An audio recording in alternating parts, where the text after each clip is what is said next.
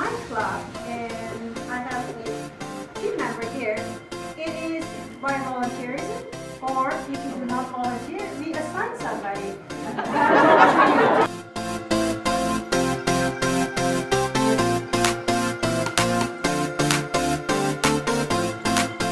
One of the things that we do is we change up our meetings. Instead of just having the regular agenda, we'll switch it up to something like a backwards meeting. The whole meeting will go backwards. You get your evaluation before you're actually here to speak.